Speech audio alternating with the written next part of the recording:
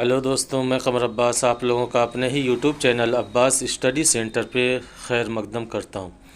आज क्या practice set 2 लेकर हाजिर हुए। इससे पहले की वीडियो में क्या है कि वे लैंग्वेज 1 और लैंग्वेज 2 के लिए प्रैक्टिस 1 को अपलोड कर दिया गया। जिन लोगों ने वो उसको नहीं देखा है उसको क्या है जाकर देख लें, वो भी बहुत मुफीद साबित होने वाला है आगामी परीक्षा सीटेट दिसंबर 2024 के लिए।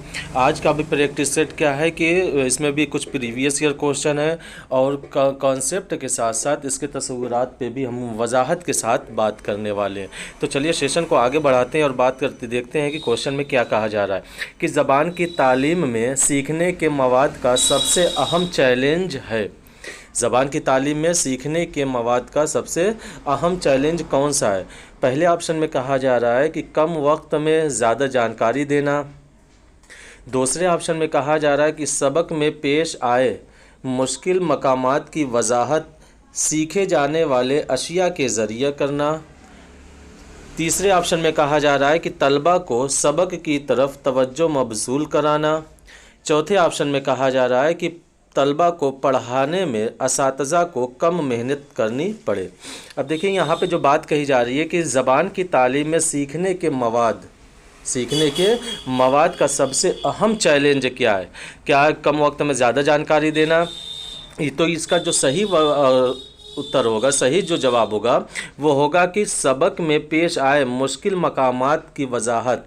अब देखिए कि बहुत बार ऐसा होता है कि जो असबाक में क्या है मुश्किल मकामात की वजाहत करने के लिए उन अशिया की फराहमी बहुत ही मुश्किल हो जाती है कि बच्चों को उनको दिखाना कि कहाँ पे है, कैसे उसकी खसूसियात, उस मकाम की खसूसियात क्या है, उसके मकाम के मकासद क्या है। तो क्या है कि यह क्लासरूम में उसको लेकर जाने के लिए बहुत ही दुश्वारी दरपेश आती है। तो उसके है वही बताने की कोशिश इस वाले ऑप्शन में कही गई है कि सबक में पेश आए मुश्किल मकामात की वजाहत सीखे जाने वाले अशिया के ज़रिए करना।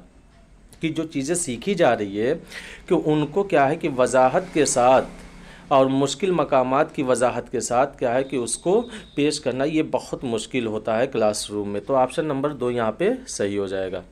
अगले क्वेश्चन में कहा जा रहा है कि मानी को वाज़े करने के लिए बेहतर तरीक़ा है।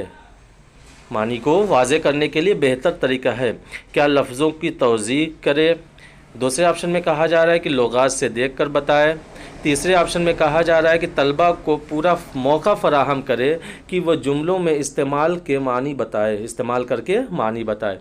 चौथे ऑप्शन में कहा जा रहा है कि लफ्ज़ों की तौज़ीह के लिए उसका इस्तेमाल करके बताए। अब यहाँ पे जो बात कही जा रही है कि बहुत बार क्लासरूम में पढ़ाते वक्त मुश्किल अल्फाज आ जाते हैं, तो उन मानी को वजाहत करने के लिए कौन सा तरीक़ा इस्तेमाल होगा कि बच्चों को क्या है कि वो मुस्तक़बिल में उनका इस्तेमाल भी कर सके और वो जुमले बनाने में या कहानी बनाने में उसका इस्तेमाल भी कर सके।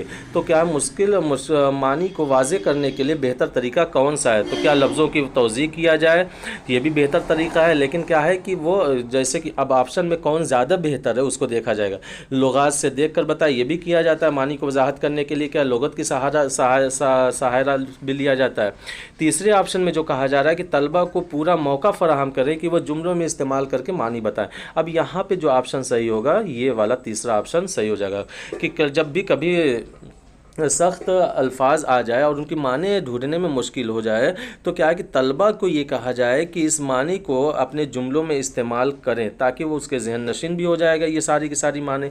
तो क्या बेहतर तरीका यही है कि तलबा को पूरा मौका फराहम दे कि वो जुमले में इस्तेमाल करके मानी बताएँ। ठीक, अगले क्वेश्चन में कहा जा रहा है कि गलत पढ़ने की आदत होने की एक वजह है। गलत पढ़ने की आदत होने की एक वजह है। क्या हमालसानी है, पेशावराना है, जमात में हद से ज़्यादा बच्चों का होना है, या उंगली से इशारा करना, या पढ़ते वक्त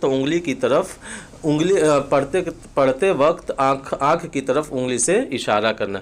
तो जो गलत पढ़ने की जो आदत होती है उन वजूहात में से एक वजह क्या है कि उंगली से इशारा करना या पढ़ते वक्त आँख की तरफ उंगली से इशारा करना। तो यहाँ पे ऑप्शन नंबर 4 सही हो जाएगा।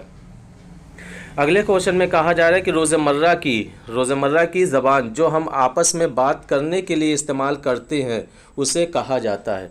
अब देखिए ये 2024 में पूछा गया सवाल है, 2024 में पूछा गया सवाल है। अब देखिए कितना हार्ड है, बहुत बार प्रीवियस ईयर क्वेश्चन में यह इस तरीके के क्वेश्चन आपको देखने को भी नहीं मिलते हैं कि रोज़मर्रा की जो ज़बान हम आपस में बात करने के लिए इस्तेमाल करते हैं उसे क्या कहा जाता है। क्या वकूफ़ी एकेडमिक ज़बान की महारत कहा जाता है, जिसको क्या शॉर्ट फॉर्म काल्प कहा जाता है, ठीक, या बुनियादी आपसी तरसील की महारत, जिसको क्या है बेसिक इंटरेक्शन कम्युनिकेशन स्किल, या फिर तरसील ज़बान की महारत या आपसी ज़बान की महारत।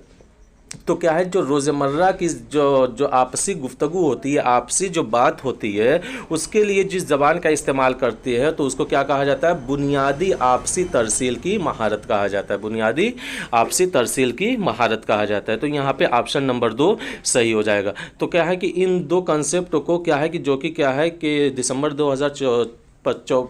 2024 में भी पूछने की उम्मीद है। चलिए तो उसकी वजाहत के साथ बात कर लेते हैं कि हकीकतन ये होता क्या है, कि काल्प क्या होता है और BICS कहते हैं, CALP क्या होता है और BICS क्या होता है। तो चलिए डिटेल के साथ उसको जानने की कोशिश करते हैं। अब देखिए कि BICS और काल्प या CALP इस्तेलाहात को क्या है कि जिम कम्युनिस ने दिया है। किसने दिया है, जिम कम्युनिस ने दिया है। अब इसको क्या मुतारफ़ कराने वाले कौन है, ये कौन है, जिम कम्युनिस है। कौन, जिम कम्युनिस है। किसको, काल्प को और BICS को, ठीक, ने मुतारफ़ कराया। ज़बान की महारत के 2 बड़े पहलू हैं। ये क्या है, ज़बान के महारत के 2 बड़े पहलू हैं जो दूसरी ज़बान सीखने वाले को हासिल करना ज़रूरी होता है, जो दूसरी ज़बान को सीखने वाले को हासिल करना ज़रूरी होता है। कौन, BICS और CALP, ठीक।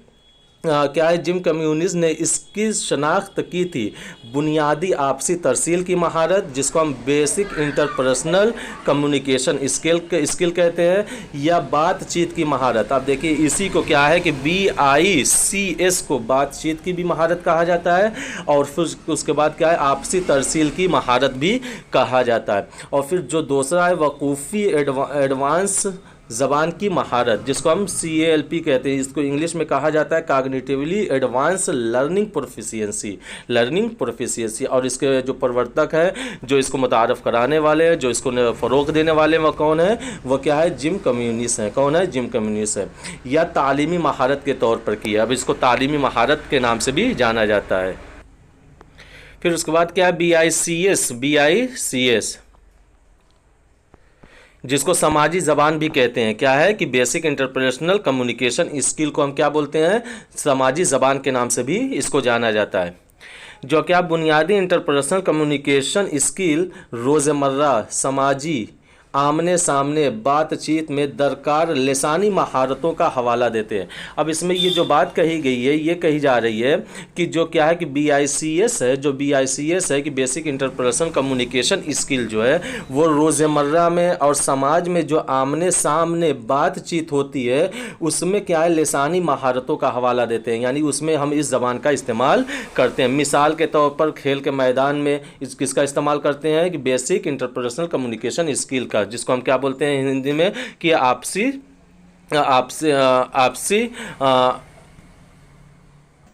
तरसील की महारत, जिसको क्या बोलते हैं, आपसी तरसील की महारत। अब इसको कहाँ कहाँ इस्तेमाल किया जाता है, खेल के मैदान में, फ़ोन पर या दूसरे लोगों के साथ समाजी तौर पर बातचीत करने के लिए इस्तेमाल की जाने वाली ज़बान क्या है कि BICS यानी बेसिक इंटरपर्सनल कम्युनिकेशन स्किल का हिस्सा है। अब क्या है कि अब हो सकता है कि पूछ दे कि क्या है कि जब जो खेल के मैदान में इस्तेमाल होता है, जो फ़ोन पर एक दूसरे से बातचीत करने के लिए इस्तेमाल होता है, या दूसरों के साथ तालमेल बिठाने के लिए इस्तेमाल जो होता है, उसको हम क्या बोलते हैं कि बेसिक इंटरपर्सनल कम्युनिकेशन स्किल या आपसी तरसील ज़बान का ही महारत कहा जाता है। इन समाजी तामुलात में इस्तेमाल किया जाता है। किनको, क्या है, BICS को। समाजी ज़बान भी इसको कहा जाता है कि बुनियादी इंटरपर्सनल कम्युनिकेशन स्किल, ठीक, यह समझ में आ गया होगा उम्मीद है। क्या है कि अब इसमें जो बात कही जा रही है कि इन समाजी तामुलात में इस्तेमाल होने वाली ज़बान सियाक़ो सबाक में शरायत शुदा है। अब जितने भी समाजी तामुलात होते हैं, समाजी आपसी तालमेल होते हैं, उन सब में क्या है कि ये ज़बान सरायत करती है, दाखिल होती है, ठीक, जज्ब रहती है। यानी यह बामाने इल्मी तौर पर और गैर ज़रूरी है और गैर मखसूस है। सीखने वाले को क्या है कि BICS तैयार करने में 6 माह से 2 साल तक लगते हैं। जो BICS जो है कि इस ज़बान को सीखने के लिए क्या है, लोगों को क्या है कि 6 माह से 2 साल तक लग जाते हैं। जैसे कि आपसी तालमेल की ज़बानें जो होती है, समाजी तामुलात की ज़बानें होती है, जो क्या दोस्तों से बातचीत करने की ज़बानें होती है, हम क्या है कि दूसरे शब्दों में उसको कह लेते हैं, जो हमारी मादरी ज़बानें होती हैं उसको 6 माह से 2 साल तक, या हम जो इक्तिसाबी जो ज़बानें होती हैं या जो हुसूलियाबी ज़बानें जो होती हैं उसको क्या है कि 6 माह से 2 साल तक हम लोग सीख लेते हैं। और यही सब क्या है कि चाहे हुसूलियाबी हो, चाहे वो आपकी मादरी ज़बानें हो, वह सब के सब क्या है BICS के झेल में आती हैं। अब इसके अहम नुकात पे बात कर लेते हैं, जो कि एग्ज़ाम पॉइंट ऑफ व्यू से बहुत ही इंपॉर्टेंट है। अहम नुकात क्या है? बुनियादी तर्ज इंटरपर्सनल कम्युनिकेशन स्किल जो होती है, समाजी हालात में ज़बान की उन महारतों की ज़रूरत होती है जो समाज में हम ज़बान का इस्तेमाल करते हैं, उनमें क्या है कि इन महारतों की ज़रूरत होती है। किसको? BICS को, ठीक। इससे मुराद वो ज़बान है जो रोज़मर्रा की ज़िंदगी के लिए ज़रूरी है, बशमूल क्या है दोस्तों के साथ बातचीत और गैर रस्मी बातचीत। इसमें क्या है कि किसी भी तरीके की क्या है रूल रेगुलेशन वगैरह नहीं होते, ये क्या होती है? गैर रस्मी होती है, जिसमें हम क्या है दोस्तों के साथ बातचीत करने को भी क्या है कि बुनियादी इंटरपर्सनल कम्युनिकेशन स्किल आपसी तरसील ज़बान की महारत का इस्तेमाल करते हैं। और फिर उसके बाद दूसरे ऑप्शन में जो कहा जा रहा है कि यह सियाक़ व सबाक़ में सरायत शुदा होती है। समाजी तामुलात जो होते हैं उनके सियाक़ व सबाक़ में, उनके इर्द गिर्द, उनकी पृष्ठभूमि में ये सरायत करती रहती है। कौन? BICS। सियाक़ व सबाक़ सरायत का मतलब ये है कि गुफ्तगू अक्सर आमने सामने होता है और सुनने वाले को बहुत से इशारे पेश करता है, जैसे कि चेहरे का तासुरात और इशारे। BICS का जो कि क्या आपसी तरसीली ज़बान की महारत का जो इस्तेमाल किया जाता है कि इसमें क्या है कि हम चेहरे के तासुरात को भी, जज्बात को भी, फिर उसके बाद ज़रूरियात को भी, और साथ साथ क्या इशारों के ज़रिए भी इज़हार ख़यालात कर सकते हैं। इशारों की ज़बान और तासुरात की ज़बान और कह लो कि जिस्मानी ज़बान, ये सब के सब क्या है कि BICS के झेल में आते हैं।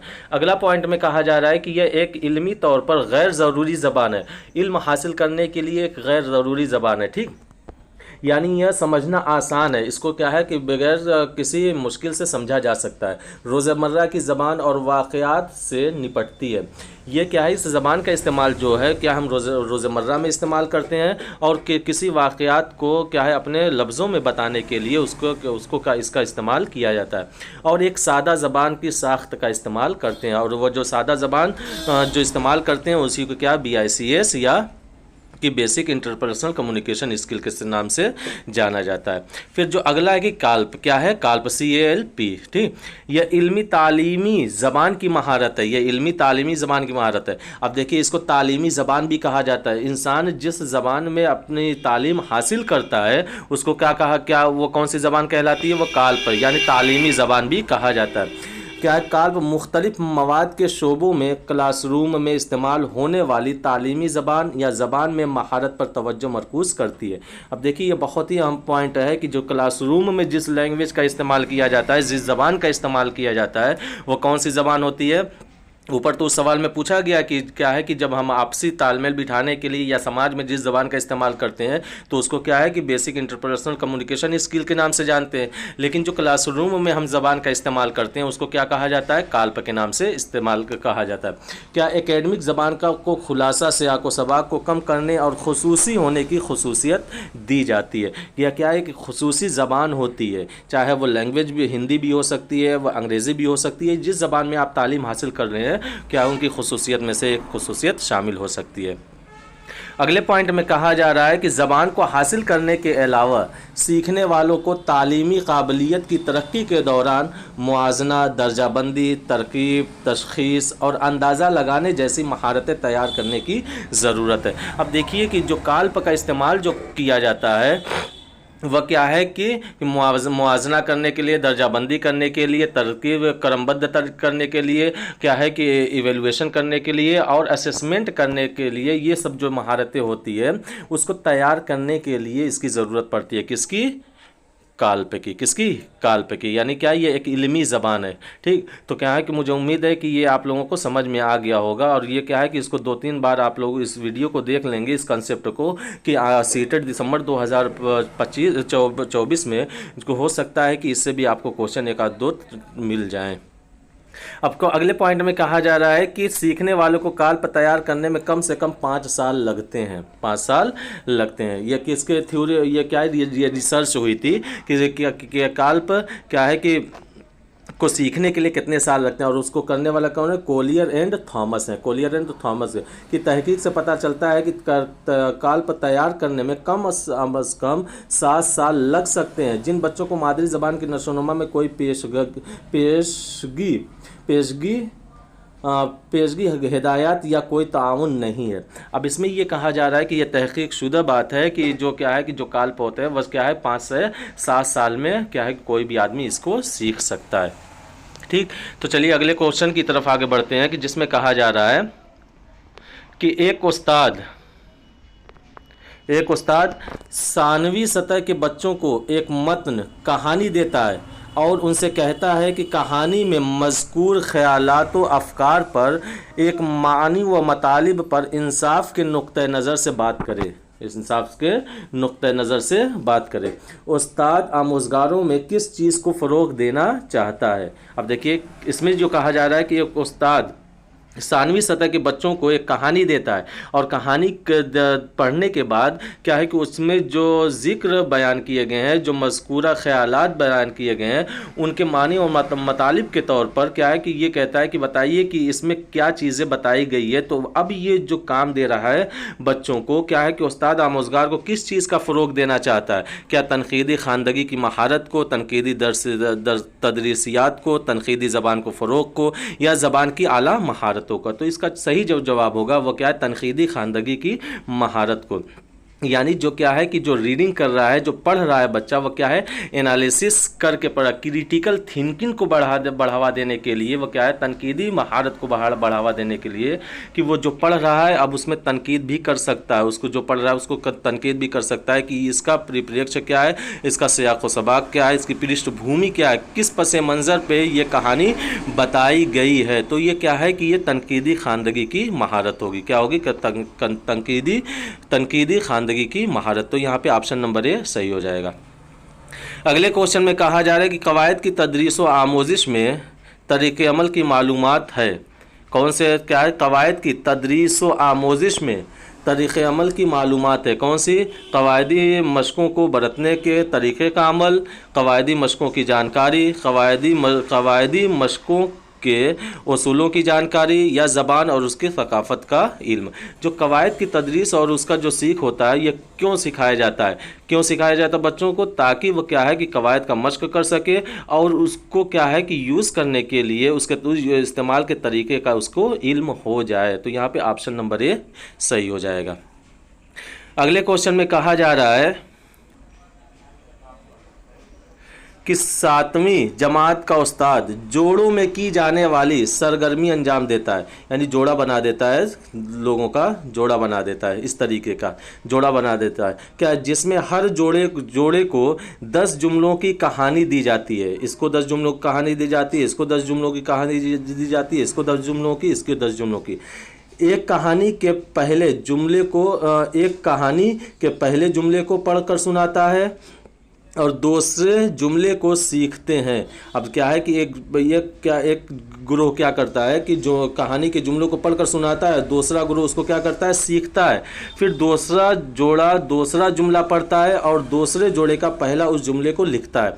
अब ये क्या करता है, इसको सिखाता है और ये उसको लिखता है। तो इस तरह पूरी कहानी मुकम्मल हो जाती है। असल मतन से तहरीर करदा जुमलों को मिलाते हैं, इस सरगर्मी को क्या कहते हैं? अब देखिए ये भी 2024 का क्वेश्चन है, ये भी 2024 का क्वेश्चन है। अब जो इसका सही जवाब होगा कि क्या है कि जब जो जोड़ों में बताया गया है कि वो क्या एक जोड़ा बोलकर सुनाता है तो दूसरा जोड़ा उसको सीखता है, अब जब दूसरा जोड़ा उसको सुनाता है तो पहला जोड़ा उसको लिखता है। तो इसमें क्या है कि वो लिखने का काम ज़्यादा हो रहा है। किसका काम ज़्यादा हो रहा है? लिखने का काम ज़्यादा हो रहा है। तो अब क्या है कि ये असल मतन से तहरीर करदा जुमलों को मिलाते हैं। इस सरगर्मी को क्या कहा जाता है? क्या मिलजुल कर लिखना कहा जाता है, या मिलजुल कर सुनना कहा जाता है, या जुमलों का इमला लिखना कहा जाता है, या मिलजुल कर इमला लिखना कहा जाता है? तो इसका जो सही जवाब होगा वो क्या होगा? मिलजुल कर इमला लिखना हो गया। ठीक, तो यहाँ पे ऑप्शन नंबर 4 सही हो जाएगा। अगले क्वेश्चन में कहा जा रहा है कि सलसानी फार्मूले के ज़िम्न में कौन दुरुस्त है? सलसानी फार्मूले के ज़िम्न में कौन दुरुस्त है? क्या मादरी ज़बान, घर की ज़बान, इलाकाई ज़बान बतौर पहली ज़बान, अंग्रेज़ी, हिंदी, घर की ज़बान, मकामी ज़बान बतौर पहली ज़बान, मादरी ज़बान, घर की ज़बान, हिंदी बतौर पहली ज़बान, मादरी ज़बान, घर की ज़बान, अंग्रेज़ी बतौर पहली ज़बान। मैं आप लोगों को इसका काम दे रहा हूँ क्योंकि लसानी फार्मूले पर पूरी की पूरी वीडियोस बनाई जा चुकी है। जिन लोगों ने क्या है कि वो नहीं देखा है वो देख लें एक बार, और इसका जवाब क्या है आप लोग क्या है कमेंट में इसका देंगे। तो चलिए को अगले क्वेश्चन की तरफ बढ़ते हैं कि जिसमें कहा जा रहा है कि ताउनी तदरीस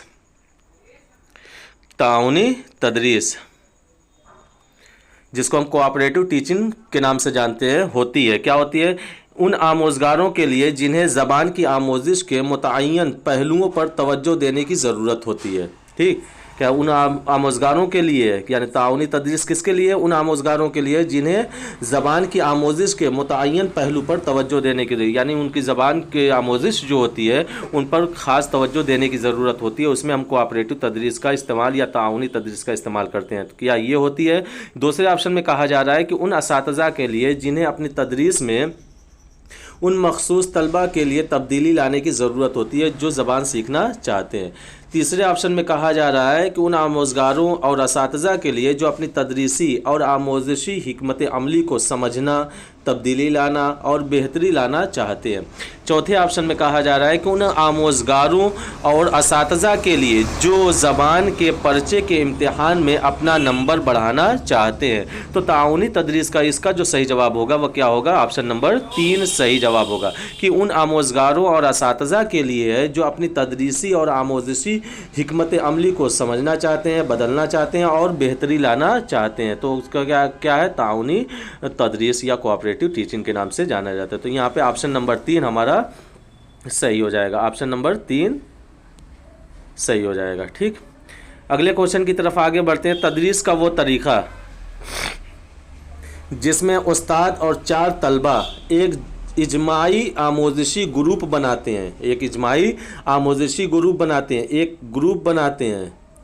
ठीक, इस तरीके का 4 तलबा और एक उस्ताद जिसमें सबके रोल अलहदा होते हैं, सबके रोल अलहदा होते हैं।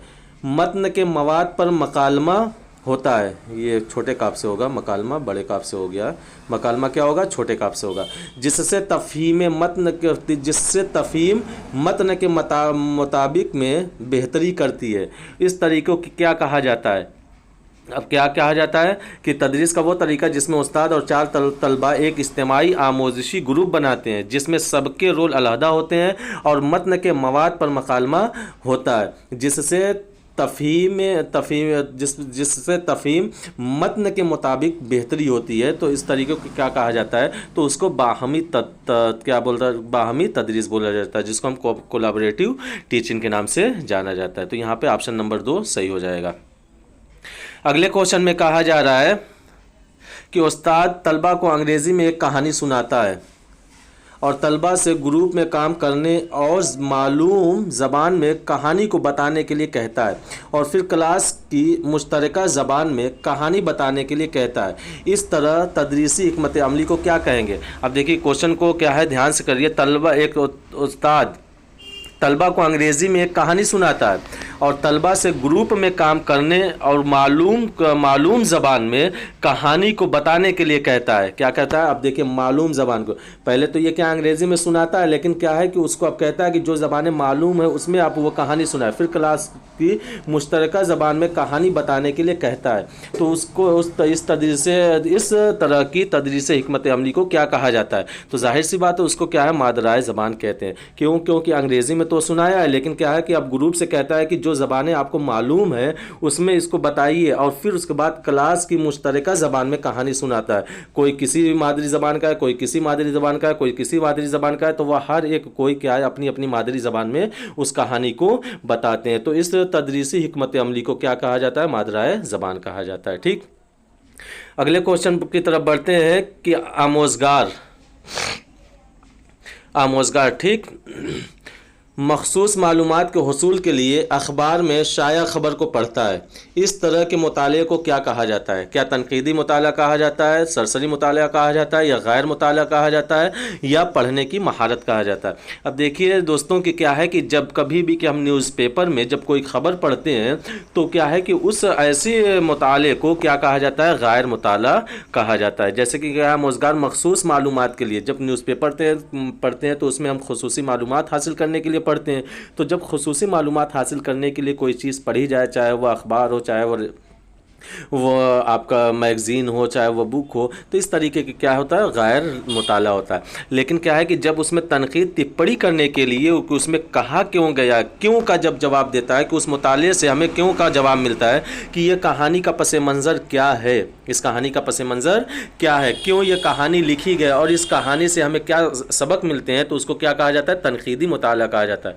और क्या है कि बस ऐसे सरसरी निगाह से पढ़ते जाए, लेकिन उसका कोई मकसद नहीं है, बस ऐसे पढ़ते जाओ पढ़ते जाओ पढ़ते जाओ, कोई खुसूसी मालूमात हासिल करने के मकसद नहीं होते हैं उसके, न उसको क्या है कि इल्म लेना होता है, न क्या है लर्निंग करना होता है, कोई भी मकसद नहीं होता है, तो वह क्या होता है? सरसरी मुताला कहा जाता है। बस ऐसे सरसरी तौर पे हम लोग उसको पढ़ लेते हैं।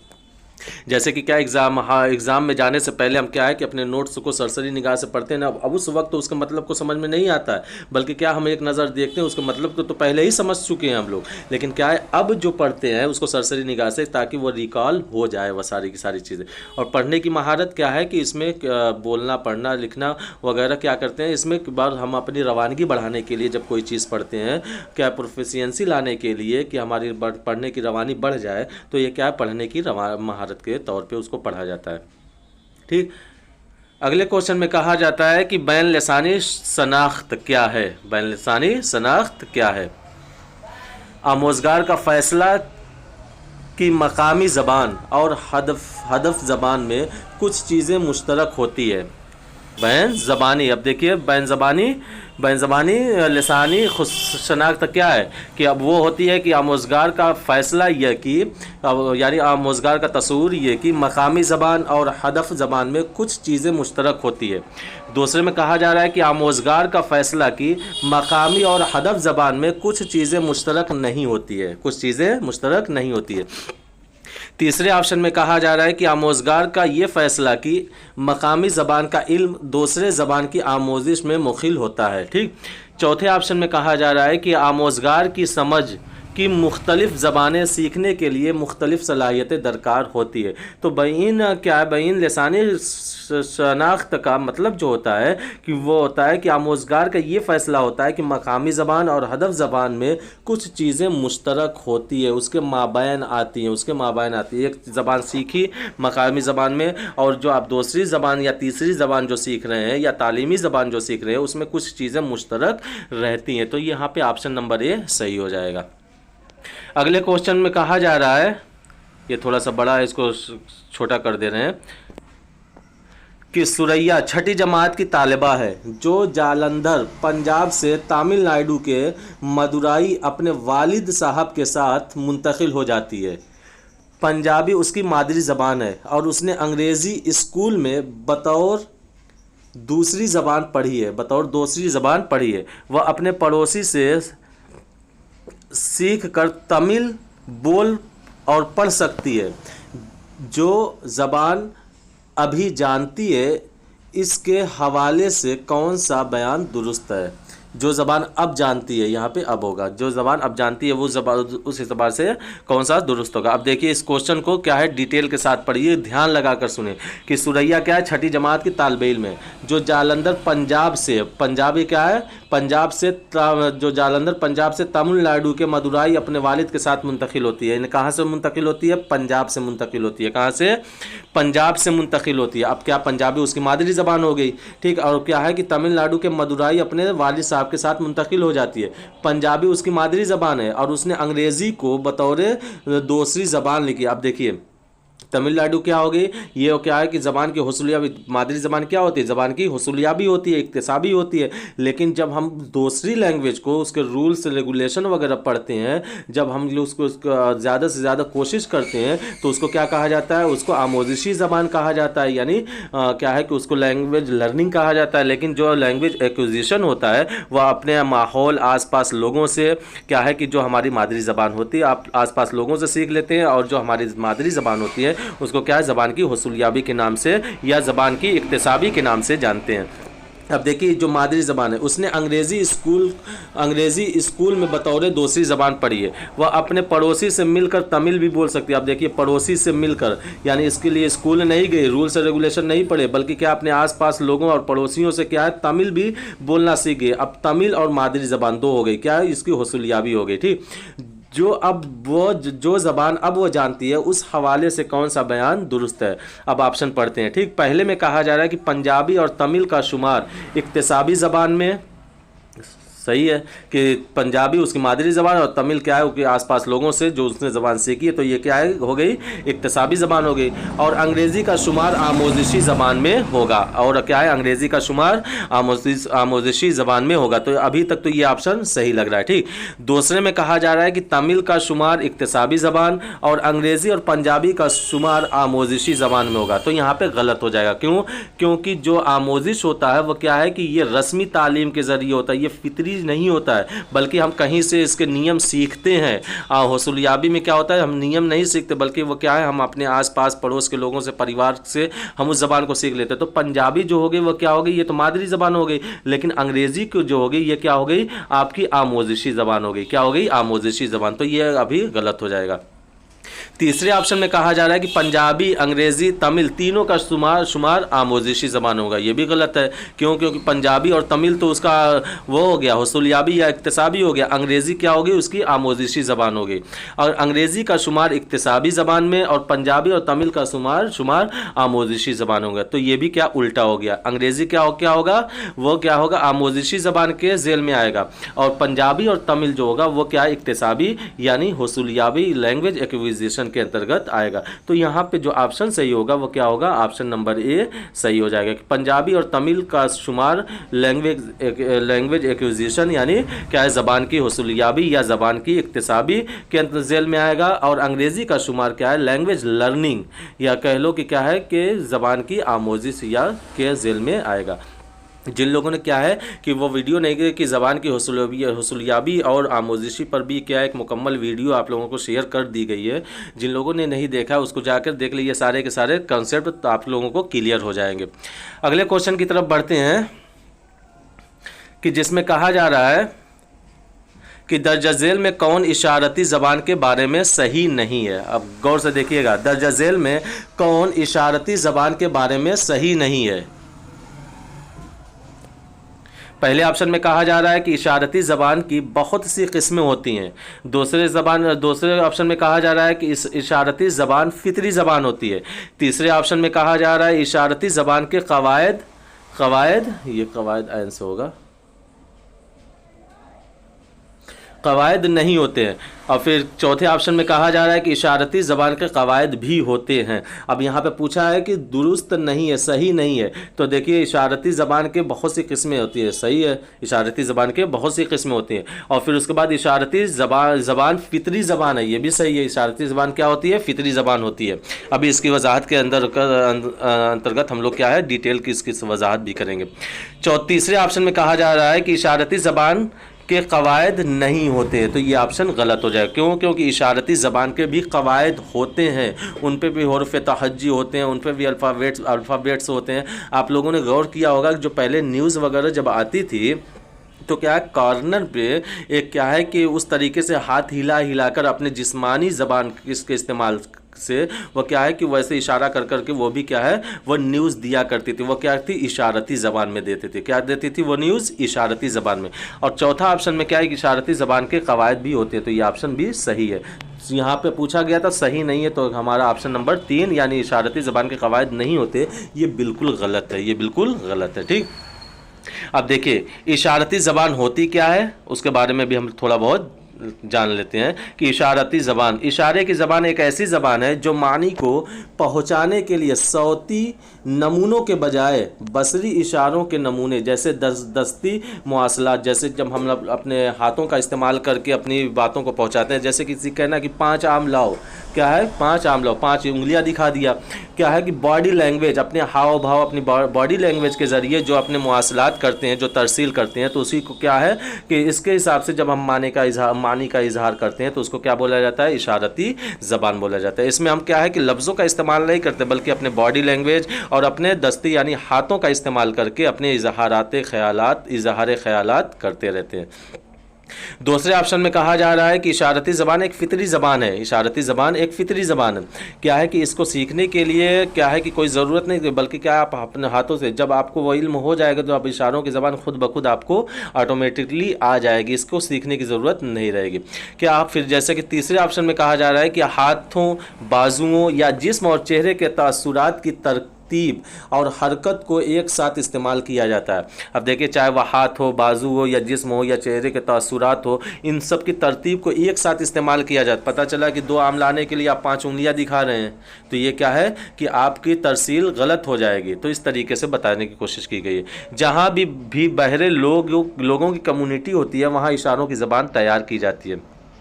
जो कानों से माजूर होते हैं तो वह सुनते तो है नहीं, तो उनके लिए क्या है कि इशारों की ज़बान की तैयारी की जाती है। ठीक, फिर उनकी मकामी ग्रामर बोले जाने वाले, अब क्या है कि जो जहाँ पे जो बहरे होते हैं, जो कानों से माजूर होते हैं, उनके क्या है कि मकामी ग्रामर बोले जाने वाली ज़बानों के ग्रामर से वाज़े तौर पर मुख्तलिफ होते हैं। अब वहाँ पे जो ज़बानें बोली जाती हैं तो वहाँ के जो कानों से माजूर हैं उन लोगों के लिए जो कवायद का इस्तेमाल होता है उन ज़बानों से मुख्तलिफ होता है।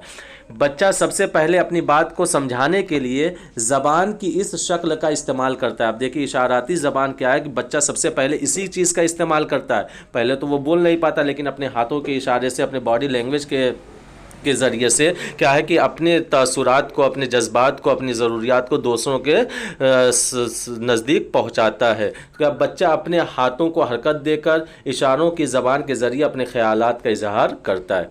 इशारों के ज़बान के क़वायद, अब इशारों की ज़बान के क़वायद कौन कौन से होते हैं? देखिए इशारों की ज़बान में जो क़वायद बोली जाने वाली ज़बान से क़दरे मुख्तलिफ होते हैं। जो इशारों की ज़बान में जो क़वायद का इस्तेमाल होता है वो क्या है कि वो अलग होते हैं किसके मुकाबिल में, जो ज़बानें बोलने वाली जो ज़बानें होती हैं उसके क़वायद से मुख्तलिफ होता है, किसके, इशारों की ज़बानें। और दूसरे ऑप्शन में कहा जा रहा है, अगला पॉइंट है कि इशारों की ज़बान में दस्ती हुरूफ़ तहज्जी, उंगली के हिज्जे इस्तेमाल किए जाते हैं। किसके हिज्जे इस्तेमाल किए जाते हैं? उंगली के हिज्जे इस्तेमाल किए जाते हैं। किसमें? इशारों की ज़बान में दस्ती हुरूफ़ तहज्जी, उंगली के हिज्जे इस्तेमाल किए जाते हैं। अब देखिए कि आपको एक चार्ट के ज़रिए आपको और ज़्यादा वजाहत हो जाएगी। अब देखिए ये सब क्या है, इशाराती ज़बान है। जब हम इस तरीके से बोलते हैं तो उसको क्या ए होता है, इस तरीके से बी होता है, इस तरीके से सी होता है, इस तरीके से डी होता है, E F G H I J K L M N O P Q R S T U V W X Y Z. तो ये क्या है कि ये पूरा का पूरा क्या हुर्फ़ तहज्जी है। इसी का इस्तेमाल करते हुए हम क्या है कि इंग्लिश बोलना बच्चों को सिखाते हैं, उन लोगों को जो कानों से माजूर होते हैं। तो आज का सेशन हम लोगों का यहीं पे ख़त्म होता है। तो मुझे उम्मीद है कि आज का सेशन आप लोगों को बहुत ही पसंद आया होगा। तो वीडियो को लाइक करें, शेयर करें और ज़्यादा से ज़्यादा कमेंट करें। तो ठीक, मिलते हैं अगली वीडियो में एक नई वीडियो के साथ, एक अलग प्रैक्टिस सेट के साथ, जिसमें भी नए नए तस्वुरात को हम लोग क्या है डिस्कशन करेंगे। तो वीडियो को लाइक करें, शेयर करें, सब्सक्राइब करें और ज़्यादा से ज़्यादा अपने दोस्तों को भी शेयर करें। खुदा हाफिज़।